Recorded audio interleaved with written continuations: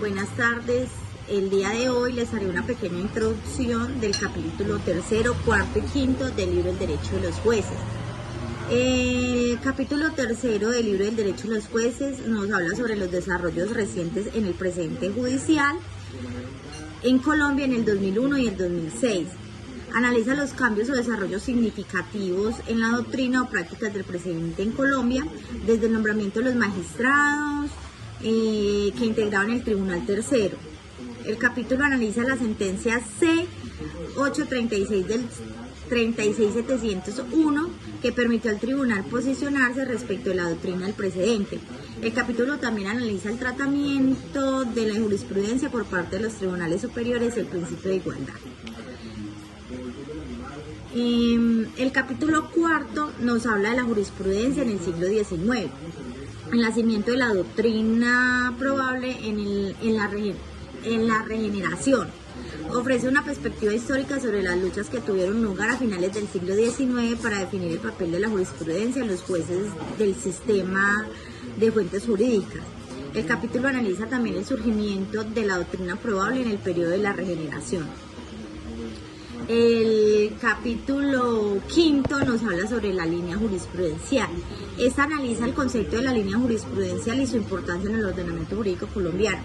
El capítulo analiza la obligación de la jurisprudencia constitucional en análisis de las sentencias y las líneas jurisprudenciales.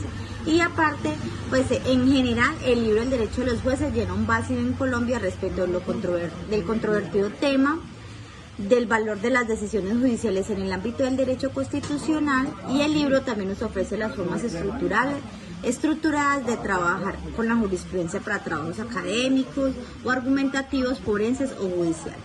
Muchas gracias. Muy buenas tardes, profesora. Yo voy a hablar sobre los argumentos más relevantes de este libro, del Derecho de los Jueces. En el capítulo 3, 4, 5 se desarrolla la doctrina constitucional. Este fue precedente vinculante en casos análogos, a partir de la interpretación sistemática de la Constitución de 1991. También se habló sobre unificar el tratamiento del valor de la jurisprudencia. O sea que aquí se habló sobre más que todo la esencia para un juez fallar. Se dio mucho la línea jurisprudencial. También se habló sobre el régimen disperso en el tratamiento de la jurisprudencia constitucional, y esto se le dio la fuerza de precedente para así las altas cortes llegar a un fallo o a una sentencia en donde se tuvo en cuenta mucho las sentencias hito. Esas sentencias son muy importantes para tomar la decisión en un fallo sobre un tema específico. Es decir, que ellos utilizan muchos fallos anteriores, análogos, para llegar a una conclusión y a una conclusión y a un, ¿cómo se dice esto? A una decisión donde se permea el derecho a la igualdad, donde no haya diferencias entre un fallo y otro. Pues por eso es tan importante el precedente y la línea jurisprudencial.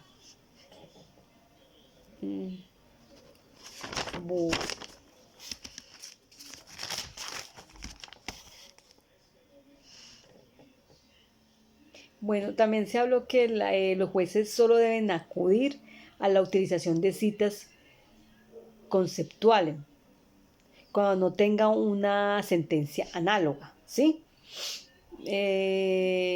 Por eso se habla mucho sobre los jueces estudiar, interpretar, utilizar el derecho viviente. O sea, que este derecho viviente es que ellos tienen que tener muy en cuenta el juicio de constitucionalidad abstracto, ¿sí? En conclusión, lo más importante para las altas cortes y para que todos tengamos una igualdad, todo sea en equidad. Por eso se estudia la línea jurisprudencial, que es la base donde está el problema jurídico, donde están los precedentes, donde todo esto, al estudiarlo, podemos llegar a una sentencia, un fallo en equidad y en igualdad. Muchas gracias. El tema de estudio sobre el libro de Diego López Medina, El derecho de los jueces, en el capítulo tercero vemos cómo entre el año 2001 y 2006 las Cortes, Corte Constitucional, Consejo de Estado y Corte Suprema de Justicia empiezan con un desarrollo el cual entran en choques estas altas cortes, ya que digamos lo que el tema de jurisprudencia se viene desarrollando por parte de la Corte Constitucional. Aún así, las Cortes Suprema y Corte Consejo de Estado son muy reácidas frente a este tema, y aún así pues se van muy ligadas a los temas legislativos. Es tanto que el legislativo aún insiste en que esta línea jurisprudencial o estos conceptos de análisis jurisprudenciales o precedentes jurisprudencial no se puedan tener en cuenta. Bueno, en el capítulo cuarto vemos el precedente vinculante y la jurisprudencia indicativa.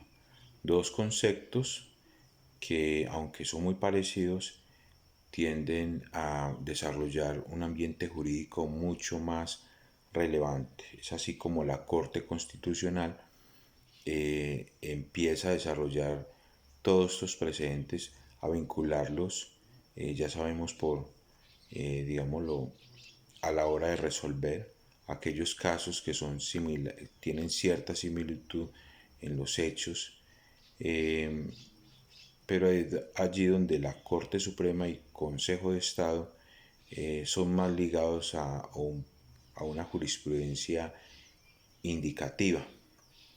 En ese momento, ese tipo de análisis o de sentencias empiezan con una dinámica muy relevante, y es de destacar la importancia de estos dos conceptos.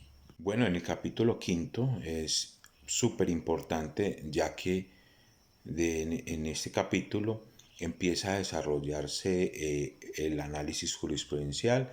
Es allí donde empezamos a ver los nichos citacionales, la fabricación o la estructuración, el análisis de la jurisprudencia, los tipos de sentencias que vinculan en los casos especiales y que empiezan a darle cierta dinámica a la forma o al desarrollo de justicia en nuestro Estado colombiano. Es por hoy que vemos un desarrollo importantísimo. Tenemos que destacar que gracias a este desarrollo jurisprudencial o estas miradas que se le ha dado las altas cortes, es de destacar la Corte Constitucional cuando empieza a desarrollar y a resaltar la importancia del análisis que se le deben de hacer a la jurisprudencia, al tema jurídico. Y bueno, en el capítulo quinto vemos cómo ese desarrollo empieza a dar frutos, y hay casos especiales, excepcionales, donde se empiezan a desarrollar ese tipo de dinámicas. Entonces es para destacar, esos tres capítulos son súper importantes a la hora de nuestro análisis jurisprudencial y de la creación de línea jurisprudencial.